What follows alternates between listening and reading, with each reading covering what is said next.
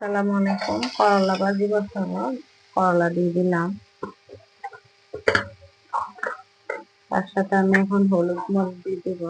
আমি ভাজি না আলাদা করে, যার কারণে একসাথে দিয়ে দিলাম। আর এখানে আমি লবণও দিয়ে দিলাম, হলুদ মরিচও দিয়ে দিলাম। তার সাথে দিয়ে দিব এখন তেল, রসুনটাও দিয়ে দিলাম।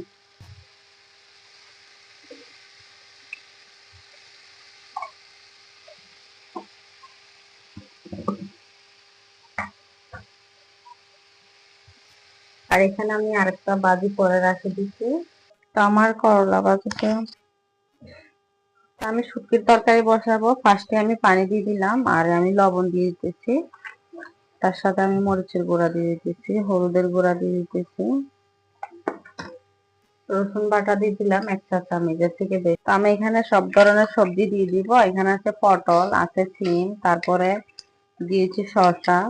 তার সাথে আমি ভেন্ডি দিব আর সজনা দিব। বলতে পারেন যে প্রতিদিন আপনারা এক তরকারি কেন দেখান, এটা আমাদের ঘরের ফেভারিট তরকারি, যার কারণে আমি এইভাবে রেগুলারই কয়দিন মানে 1 সপ্তাহ পর পর অথবা এই 2 সপ্তাহ পরে রান্না করি।